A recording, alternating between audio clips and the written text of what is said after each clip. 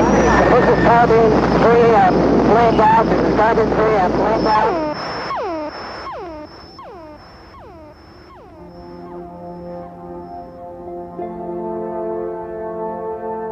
Here, in the desert sun outside Tucson, Arizona, lie the remnants of over 6,000 American military aircraft.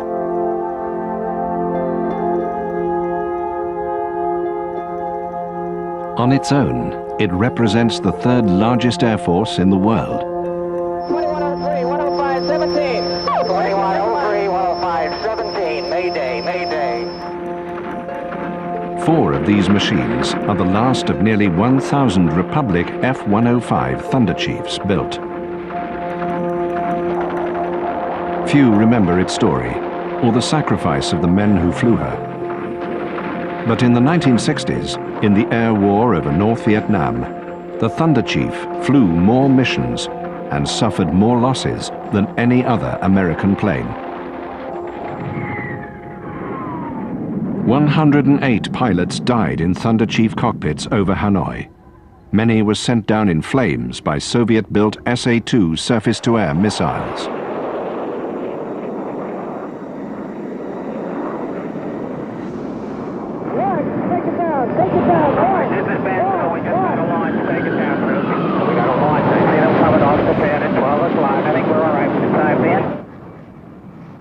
When these missiles first appeared in the skies over North Vietnam, it sent the United States Air Force into a tailspin. It was a big deal. Remember, a SAM is what got Gary Powers in the U-2. The missile was effective. It could reach you at most altitudes you flew at. And they were hoping that all they had to deal with in Vietnam was AAA, anti-aircraft artillery. And here we have a surface-to-air missile that can reach up to you.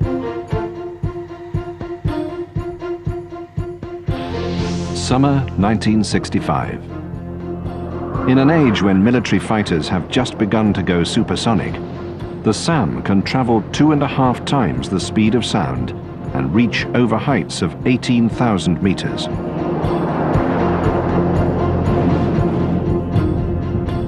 In July, when an American F-4 Phantom is destroyed by one of the enemy missiles, commanders are forced to mount a counterstrike. Back in Washington, in a move that still infuriates those who flew the mission, Secretary of Defense Robert McNamara details American strike plans 1 full week before the raid is launched. I hear yours too. Everybody wear your black belts today, guys. Within days, Thunderchief pilots stationed at Korat Air Force Base, Thailand, are chosen for the mission. One of these men is 30-year-old Lieutenant Ray Moss. By the summer of '65, Moss has already put in 11 years of service and plans a long career in the Air Force.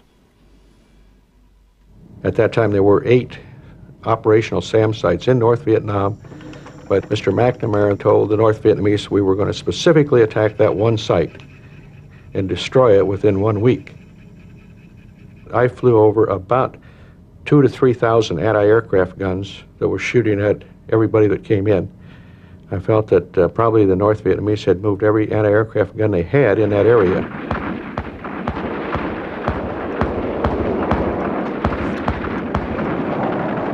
Going out, I flew over about a 10-mile area through the rice paddies that were dry, where the anti-aircraft guns were just set out about 1 per acre. They were not camouflaged, they were not bunkered, and they were just shooting the devil out of everybody. That's very right. Probably 30 or 40 airplanes hit the target. I was one of the later airplanes to get to the target. At 43, Captain Larry Guarino is one of the oldest Thunderchief pilots flying.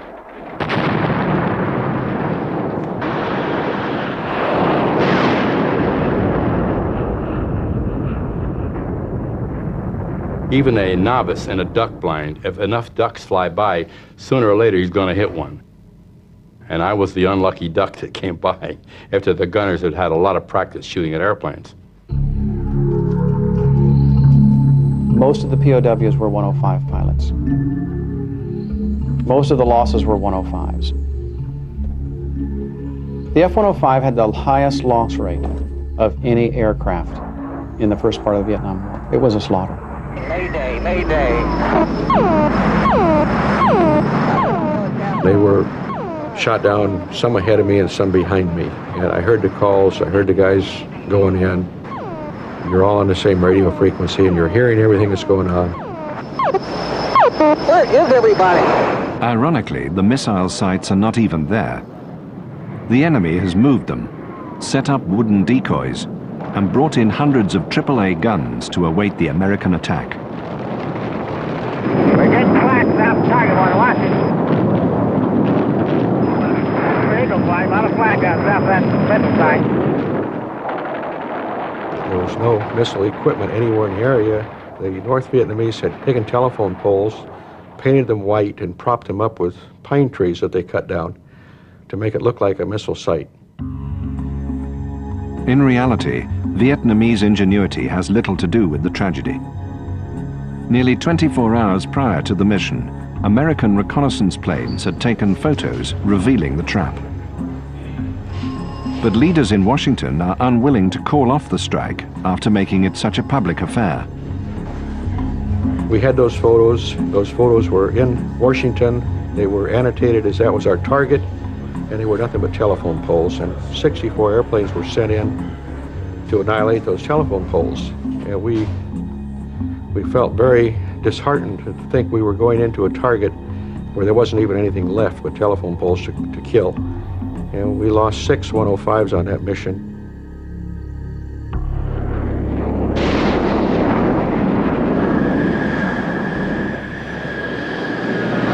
The roar of the jets on the runway is the sound that some may well hear as we climb and head for the valley, keeping close on the trail of Tingley. It was just the beginning of what would, for American pilots, be one of the most decisive episodes in history. Flying high down in the valley. The Thunderchief's combat legacy begins months earlier. In March 1965, President Lyndon B. Johnson launches an American bombing campaign over North Vietnam. The strikes are meant to pressure North Vietnamese leaders to cut off aid to Viet Cong guerrillas fighting in the south. Pentagon commanders codenamed the air assault Rolling Thunder and expect it to last no more than a few weeks.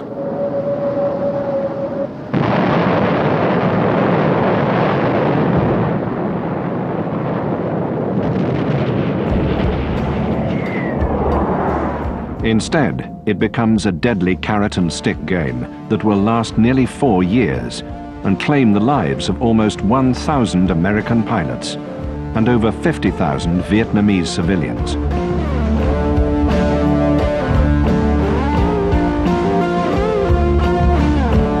From the start, Rolling Thunder is marked by a series of bombing escalations and halts imposed by the president. Johnson's inner circle is certain that this slow squeeze will bring Hanoi to the bargaining table. To an air force that has the firepower to destroy any city at will, the idea of a limited war is hard to comprehend. All involved know that with a phone call from the president, Hanoi can be leveled in a single afternoon. Why then did American leaders show such restraint? Ask McNamara. Ask Johnson. Of course, he's dead now. I think it's been accurately quoted that Lyndon Johnson made the statement that them boys over there can't bomb an outhouse without I say so. Morning and welcome to TAC 4.3. One of the most difficult orders for the pilots to understand is the bombing restriction imposed upon surface-to-air missiles. The SAMs arrive by the boatful. North Vietnam's harbor city of Haiphong teems with Soviet ships unloading the tools of war. But for years, the vessels and docks are off limits to the Americans prowling overhead. Fearful of killing Russian advisors that accompany the SAMs, US pilots watch helplessly as they move to their assembly areas. They photographed them every day being loaded on trucks and hauled out in the countryside. They photographed them being set up in the jungles and the areas where they set them up. Now, we could have knocked them out right then and been the end of the missiles, but that was never the case. We had to wait until they were operational and could shoot us down, and then our leader, Secretary of Defense McNamara, would allow us to hit one site. And I know of instances over there after that where aircraft were coming home from a mission, a SAM site we didn't know about would pop up and shoot a missile at them.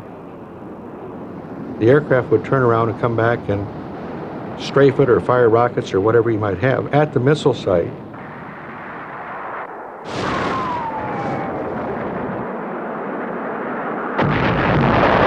He would come back and report that, and then they would put him in for a court-martial because that was not his target. The Joint Chiefs of Staff requested the Air Force to come up with a target priority list. We did, 270 some odd targets. Order of priority 1 through 270. When they finally were approved, they started at the bottom of the list and worked up to the most important over a 2-year period. Added to this is a misguided command policy. The Thunderchief is designed as a bomber, yet is asked to perform a fighter's task, to disastrous effect.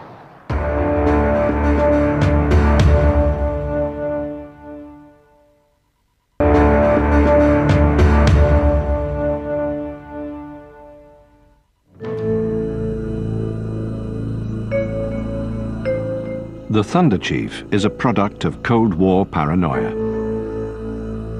Designed ultimately for the bringing of Armageddon. The jet is built to fly low and fast. Its Coke bottle fuselage, small wings and huge J-75 engine combine to create a machine that looks more like a dart than a plane. But like a dart, the Republic 105 will never be able to twist and turn as a great fighter plane should. A shortcoming that will haunt Thunderchief pilots in the years to come. Short wings on a long body do not make for a nimble machine, and the 105 is long as the B-17 of World War II. But the Flying Fortress was flown by a crew of 10. The Thunderchief seats only 1. You got to remember, for a lieutenant coming right out of flight training going to something like the F-105, I mean, that makes one heck of an impression on a guy. The thing was just huge, and you couldn't even touch the wing, it was so big. There was a reason for its size. In reality, it was a bomber. Designed with an internal bomb bay to carry a nuclear weapon deep into Eastern Europe and vaporize the smaller industrial cities of the region.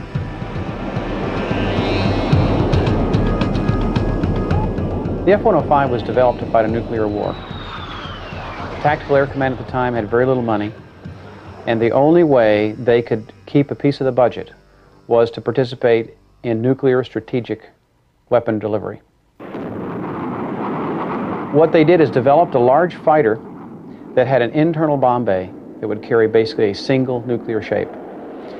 They developed it so that it would go very, very fast at low level, possibly even supersonic, although that's very tough at low level. And the idea was to go in undetected, below the radar, open the bomb bay, deliver this nuclear weapon, and get back out as fast as you could.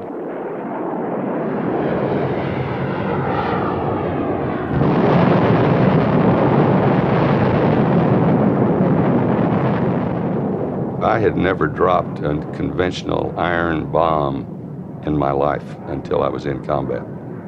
I had dropped some 25-pound practice bombs, but never a 750-pound boomer. First time I did was on the Tan Hoa Bridge in North Vietnam. We were really unprepared for that You don't have to get too close with an atomic bomb. 5 miles will do. You got to get pretty close with a 500-pound bomb.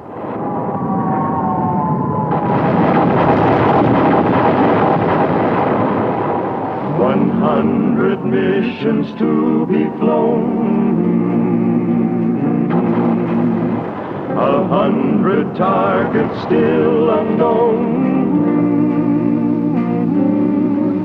But it's my belief that my Thunderchief strikes a telling blow to help G.I. Joe. Okay, Detroit, let's get out of here to the southwest. Till 100 missions I myself have flown.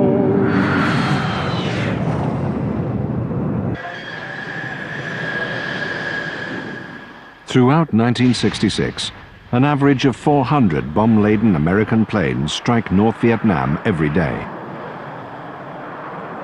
The resources needed to maintain this cycle of destruction are enormous. Crown, Waco requests that you can, in about 30 minutes, move the tankers up north for them. Roger, we'll move them up. Thank you very much. And Tomahawk, Sam. Tomahawk.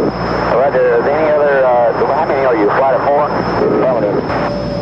Stand by. Under full afterburn, the 105 can use up its entire fuel supply in less than 4 minutes. Missions from Thailand to Hanoi and back can take nearly 4 hours. It required tremendously expensive tanker support to get anything done. We had fleets and fleets of KC-135s over Southeast Asia practically 24 hours a day offloading fuel. It used to mystify me how in the world they were getting that much fuel over there. Only 5 of every 100 missions are against fixed targets. The rest are interception strikes against the Ho Chi Minh Trail, a series of jungle paths leading from Hanoi to the south.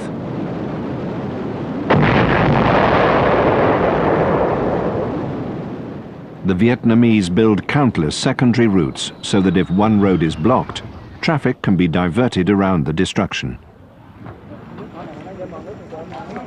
For many, the trip south takes nearly 4 months. Thousands die of malaria and dysentery along the way. One young soldier writes to his parents, "I am crying whilst writing this letter to you. Our surrounding areas are mountains and we cannot find anything to eat. Consider me dead." We take a $20 million fighter and launch it against a $4 bicycle and get shot down doing it. That's pretty insane. And that shows you a lot of what the 105 and the other airplanes were up against. It's hard. You can't win that kind of war because you're not going to win a guerrilla war with technology. You're going to win it with guerrilla tactics. But we didn't do that. In Washington, Johnson and McNamara cling to the belief that the flow of supplies can be stemmed by the bombing campaign. When CIA officials protest that the bombing cannot succeed, McNamara shields LBJ from their dissent. These were not heavy, modern military divisions. They certainly didn't have PXs and all those things that our troops have. So the amount of actual supplies necessary were not too much. Now, not all of these men have been infiltrated from the north, but an important number have been. McNamara was enthusiastic about numbers, that's for sure. But the CIA, a friend of mine went to see him one time and said, "You know, Mr. Secretary, in war, something more important than numbers. It's the spirit." He didn't understand. These were people who'd been at war for generations, and many knew nothing but war. So the art of evading or destroying or harassing an enemy was a fine art to the North Vietnamese. So here we come with our technology. We're going to just bomb them back to the Stone Age, right? I remember General Jap saying, "We were in the Stone Age. What were you going to bomb us back to?" Over 600,000 Northerners work in labor brigades to rebuild what American bombs destroyed. One of the most infamous points on the trail is the Mugai Pass, a crucial funnel through the mountains, where tons of Chinese supplies are routed south. It is seen as a choke point.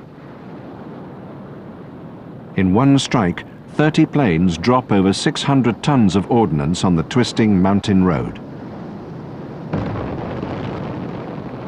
The raid cost US taxpayers $21 million.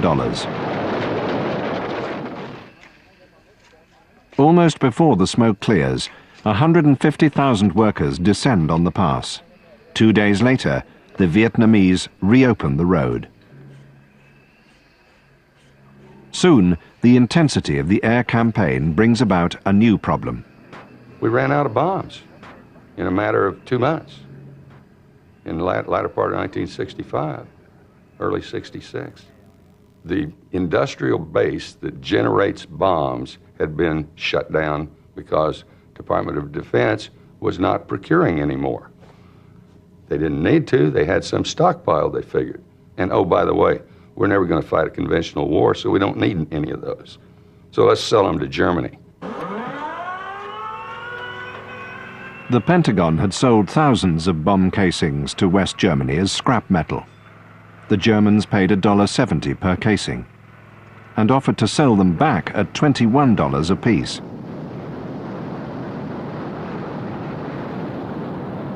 There were days that we had 8 airplanes and every plane flew with only 1 bomb because that's all we had.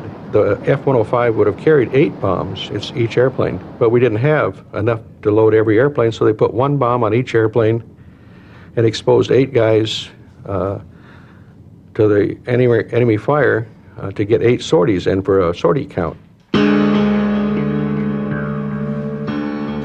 Under Secretary McNamara's leadership, statistics take on absurd gravity. In support of this operation, there were 27 sorties flown yesterday. Bomb damage in the south, ground commanders demand ever-increasing fatalities. But for air commanders, the sortie reigns supreme. 23 sorties scheduled, and they will be flown early in the morning while the weather's good. Success and promotion rely heavily on each officer's ability to fly more sorties over the north than his peers. The region around Hanoi and Haiphong is called Route Pac 6. It's a feared destination.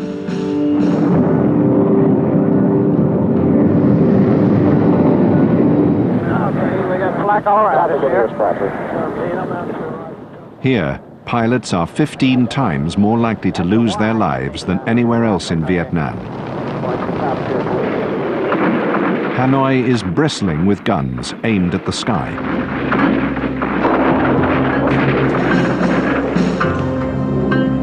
Thousands are given rifles and encouraged to use them every time the air raid siren is sounded.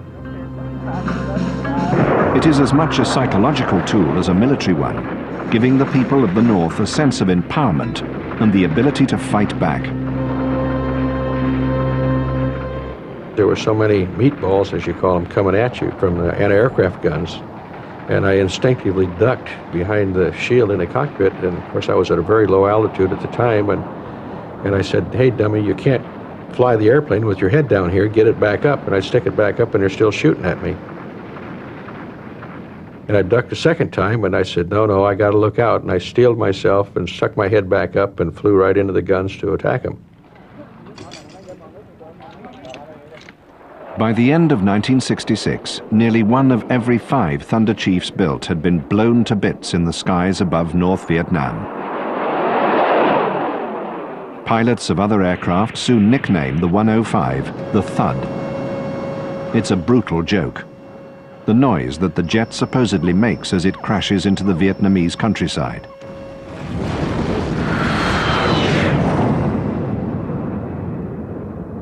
Later, the term is sanitized to mean the sound made when the heavy plane touches down. Drugs and heavy drinking bouts ease the mounting tensions. In the States it had always been fun, and we'll tell tall tales of the mission, and we'll dream to old King's #1. We flew hard, we played hard, and we lived hard at that point. Not trying to be anything, any kind of image or something like that. It just worked that way. You know, you release a lot of attention by doing that, and we'd do all sorts of stuff. I can remember one time getting the big brawl. 3 lieutenants took on this big major, and we just goofing off, and we cleaned the whole bar out. I mean, we broke chairs, tables, and everything, and the COs just sitting there watching the whole thing. And when it was all over with, there was beer and glass and broken tables, and he just sort of folded his arms, looked down, and he said, "Lieutenants, y'all having a good time?" We looked up, we didn't even know he was there, and we said, "Yes, sir." And he said, "Good. I'll be back in about 20 minutes. Just make sure this place is all cleaned up and you pay the damages." That's all he said. 100 missions to be flown, 100 bridges to be blown. On my left and right, the rest of my flight, help keep me alive in my 105. Till 100 missions I myself have flown. Captain Roger Ingvelson had almost finished his tour when his 105 went thud. I had 87 takeoffs and 86 landings. I was probably around 50 feet, strafing with a 20mm cannon in the F-105 at trucks, and I felt this explosion, so I knew I was hit. My cockpit filled with smoke. I pulled up. I blew the canopy off so I could see, and pulled up in a steep climb. My control cables had burned out, and I lost control of the aircraft. I started to roll, and it started to roll back down, and figured around 700 feet, I had to do something fast. And all the training we had for ejection seat training and ejections, you don't even think about that. I got a hold of that handle and squeezed that trigger, and out I went. An emergency beeper goes off, and we pick it up. It's on a special frequency, and you can hear it in your head. So, "Well, get out here, baby." that was a real hit for me. I mean, it really hit me what the reality of all this was about, because you couldn't help them. You couldn't do a thing. It was so close to Hanoi. All the North Vietnamese, of course, were all over the place, and so you couldn't go in. So we just had to leave our buddies behind. That was tough. I was knocked out by the wind blast, and I came to just before I hit the ground, and I expected to be all broken up. I didn't have a bruise, not a bruise. I pulled out my portable radio to call my wingman, who was circling overhead, just to tell him that I was okay, but I just tried to start to transmit. I heard this rifle shot go off from behind, and here was this little kid, probably 10 years old, with a rifle. As a very confident fighter pilot, who you figured you were on top of the world, you've lost that and you're on the bottom. And you're in a situation where you're scared, the adrenaline is pumping, and you just try to think about survival.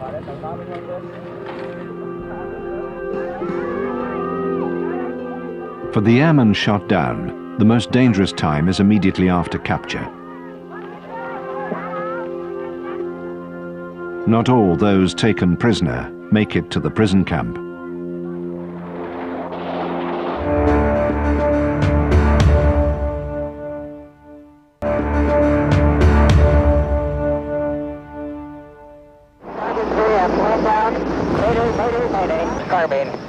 On one of my earlier missions, one of the pilots was shot down, and he bailed out. Upon landing, the pilots flying over him at that time could see the villagers run out to him. And he was taken. And then the next day, Hanoi radio announced that the angry villagers had run out and killed the pilot, that they were so mad that they, with their pitchforks and shovels and scythes and all, they beat the man and punctured him and killed him.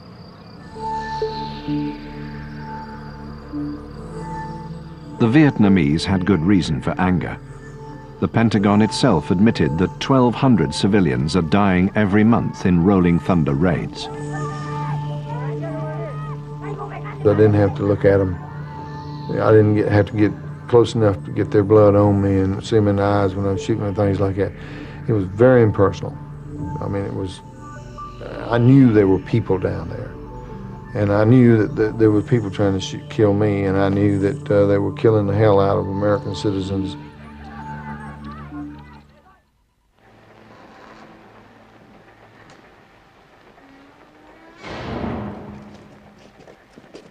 Most 105 pilots shot down, like Ingvelson, are taken to the Hoa Loa prison, also known as the Hanoi Hilton. I went there first, I think everybody did, and I spent my first 20 months in strict solitary confinement. I didn't have any contact with anyone. 2 years before Ingvelson's arrival, POW Larry Guarino endures an agonizing year and a half of solitary confinement. 18 months chained alone in a tiny cell. These are sketches from Guarino's private collection. Ranking officers are repeatedly beaten and interrogated. The Vietnamese hope that they will make public statements against the bombing or provide them with details of American tactics. When they got you down and you can't take any more torture or punishment, they like to use the word, have you surrendered? You say, yeah, I've surrendered, I've surrendered. That's the time to start lying, you see? That's the time to start really bullshitting them really heavily, because they don't know the difference. Sticking to name, rank, and serial number in the long run doesn't really work. So what you have to do is you have to invent a story. I would manage to screw the tapes up pretty good. Like they said, how did you get shot down? And I said, I didn't really get shot down. I said, I was just a replacement pilot, wasn't qualified to fly combat, and they got a hold of me and wanted me to fly this airplane because they were short of pilots. And I followed some captain up there because I couldn't see very well, and I couldn't hear because I'm the oldest guy up there, you see. And so when I got near the target, the engine just crapped out and I had to jump out of the airplane. I made up a story like that. But by 1967, Guarino's wild claims are frighteningly close to the truth. 105 pilots become so scarce that refueling tanker pilots are soon funneled into Thunderchief cockpits. There's a certain body of things we call experience that you just got to have been there, and you got to have done it enough, even in a peacetime environment, just to the range. You need to go to the gunnery range enough times to feel the airplane and to feel what you're doing. You can't come out of a tanker and in 5 months be trained to be an F-105 pilot to replace somebody that's been flying fighters for 8, 9 years. You don't want to go. I mean, you're asking for disaster. There ain't no way, huh? There ain't no way. Many Thunderchief pilots reckon it's statistically impossible to reach the 100 mission mark. I lost two. They didn't know where he was for a while, and then they saw a lone D. We look at it over there that we had 3 ways out of Vietnam, and one was to be shot down and killed, the other was to be shot down and captured, and the other one was to be court-martialed. And none of the 3 were desirable, but one of the 3 was inevitable, and it really didn't matter which one because one wasn't any worse than the other. It's somehow you just develop an acceptance of guys are here today, they're gone tomorrow. 45, 44. Right, 45. As disillusionment grows, the 100 mission mark turns from a matter of pride to one of survival. 1 for the month. 99 hard ones to go. It became too important. I even have a hat where each time I flew a mission, I'd make a mark on the brim of that hat. It wasn't something I was doing out of patriotism or desire to save these people or do this, that, and other. I mean, I might have had some different feelings about it before I went over, but once I got there and I saw what was going on, yeah, I began to say, well, I need to get this old Georgia boy's ass back to his family and as close to one piece as I can. I'm not going to do my job any less. It's just that I'm not over here, I'm not over here till we win the war and we go home like any other country, because we weren't at war. We were at politics. President Johnson and Mr. McNamara, They were using bombers to send messages. I mean, please, dear God, if you want to send a message, put it in an envelope. Don't use a bomber. If you use a bomber, use it to bomb. That's what it's for. Although a military debacle, there was still room for acts of bravery, as shown by Lieutenant Dave Waldrop. Gee whiz, I hear you got 2 MiGs. How'd you do that, sir? I guess I was pretty lucky.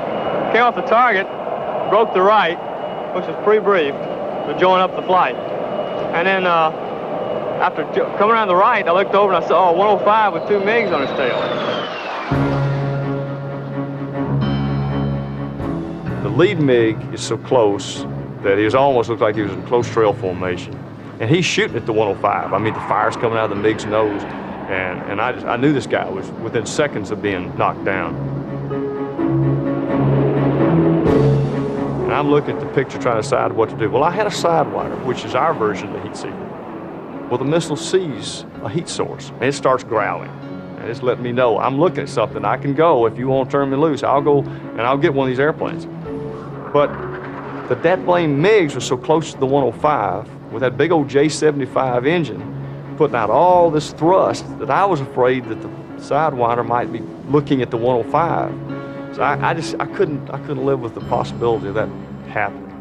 So I just reached over, turned the volume off on the sidewinder so I wouldn't have to listen to it. And I started shooting. Then I realized how fast I'm going and how slow they're going, because I shot by them at so fast it'd make your head spin around. And so I'm just sailing through this thing, and I go popping through this overcast. I roll upside down. I'm sitting up there hanging from the strap, and I'm cussing at myself. Here you are, Lieutenant. You got one shot at a MiG in your life, and you blew it. About that time, out from underneath this overcast, here comes a MiG-17. He's got his afterburner going, and the other guys didn't have their afterburners going when I passed them. And so I just pulled the nose down real slow, rolled out, and when I fired, that cannon that we have, it fires 6,000 rounds a minute, 20 millimeter. It went right through the airplane. In fact, it went through the cockpit. Unbeknownst to me, it was so intense up there, and this sort of give you a little bit of idea how things work in combat. When I'm sitting there pulling my trigger, I'm hitting the MiG. The flashes, I mean, you can see every bullet hitting the MiG. A 105 went right between me and the MiG. I never saw it.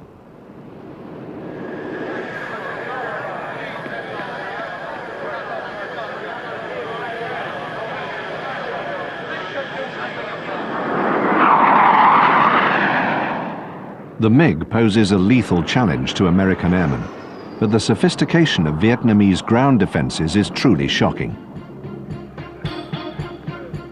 By 1967, over 200 SAM sites dot the landscape, and more than 5,000 missiles will be launched against incoming American planes.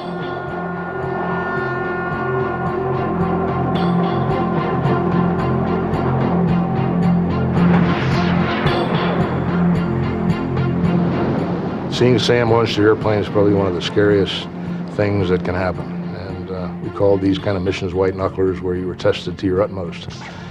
As the missile came toward you, you lowered the nose of the airplane, picking up speed, because the missile flew an intercept course. That is, it tried to go to a place in space out in front of you. And as you moved the nose of the airplane down, the missile you could see adjusting to try to get out ahead of you.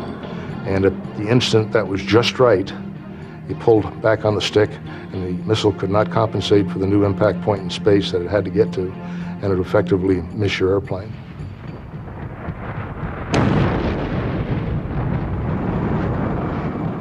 To confront the new challenge, America creates an aircraft built to carry out a new kind of mission. They call it the Wild Weasel. Its specified job is to fly alongside American planes, identify and ferret out enemy SAMs along the way. The two-seat F-105G is the first machine specifically designed to destroy enemy ground missiles. Here, the rugged, fast Republic jet comes into its own. The Weasel slogan is first in, last out. Soon, 105Gs precede each strike sortie north. Chicago 3-4, they lead. Good right, y'all, I believe. The thuds loiter until all planes have pulled off target. Let's get the hell out of here if we can bring forward They then serve as a rear guard when they head home. In the back seat sits the Bear, the electronic warfare officer. It falls to him to pinpoint the enemy and direct America's new radar-guided Shrike missile onto the enemy radar van that controls the SAM missile complex. IPRF, we're in the beam, Jim.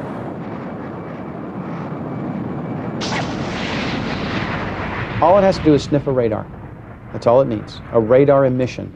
And it will ride down that beam to the radar dish that's emitting the beam. Passive, it can't be countered unless you shut the radar off. And the Vietnamese learned to do this. We called it blinking. They would blink the radar, go to standby, kept the radar warm, but the dish wasn't emitting anything. And so the missile went dumb. And they would try to leave it off long enough for the missile to go hit the ground somewhere, or go off, veer off far enough to not hit the side, turn it back on. So it forced the North Vietnamese to be blind. It was a chess game where life was on the line. And there probably was no closer example of the medieval joust than those two guys going at each other. Before long, Weasel pilots possess new ordnance, the AGM-68. The missile has both a larger warhead and greater range than the Shrike.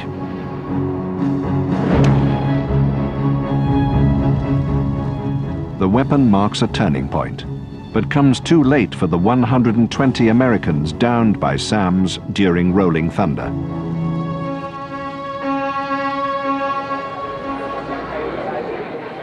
In all, nearly 1,400 Americans are killed or go missing in the bombing campaign over North Vietnam.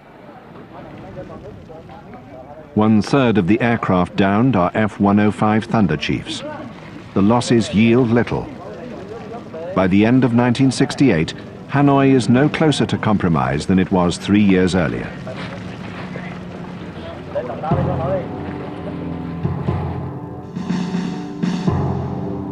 To many, it is clear that American might has been useless against Vietnamese ingenuity.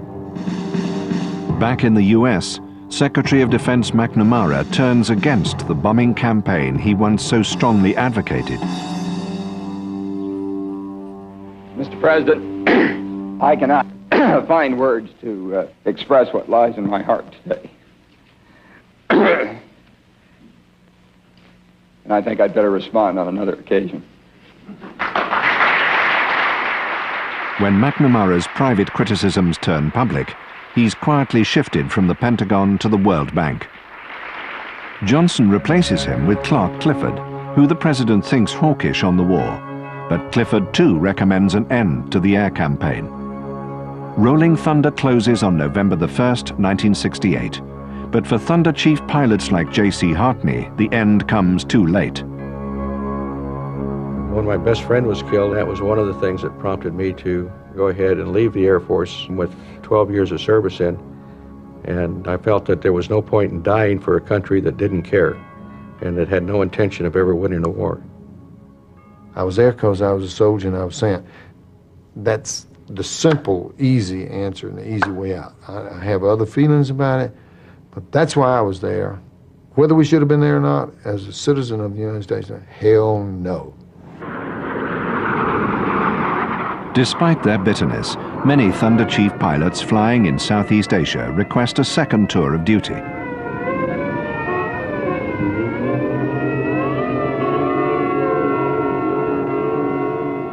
Tony Cushenberry was one of the first to complete 100 missions over North Vietnam. Now, you'd say how stupid I am when I said that I had volunteered to go back for a second tour. Yeah, and I had done that because I still was a soldier, and I felt that if they're going to keep on doing this, they need somebody with my experience and my kind of background, at least somewhere in the mix over there, that I can put me in, and I may make a difference to somebody, not to the effort. Nobody was going to make a difference to the effort, because there was no effort. There wasn't any until we started trying to get us out of there and getting our POWs out. That became our mission then. That became our purpose for being there, was getting the hell out of there. 100 missions to be flown. It's good to know you're not alone. 2 weeks before Christmas, Dave Waldrop reaches the magic number. His tour of duty is over. One pilot's story. 100 missions out of nearly 250,000 flown by Thunderchief pilots during the Rolling Thunder campaign. To have survived, gotten out without getting shot down, without getting hurt, I was very, very satisfied with having reached that plateau. I mean, if I go to war, I'm going to want to fly an airplane that's durable.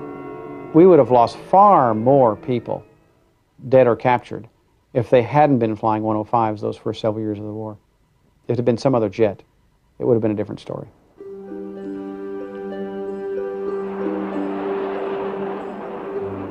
The Thunderchief flew 75% of the missions over North Vietnam.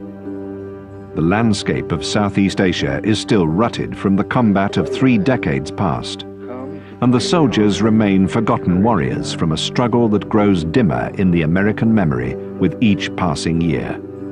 Though, as with all conflict, there will always be scars. I can sit here and try to describe to you all day long what it's like to be cruising along at about 600 knots, and all of a sudden you want to go straight up. You just pull the stick back, and all of a sudden you're gone. You're out of there. It's special. These men got to do that. I'm a Thud pilot. I love my plane. It is my body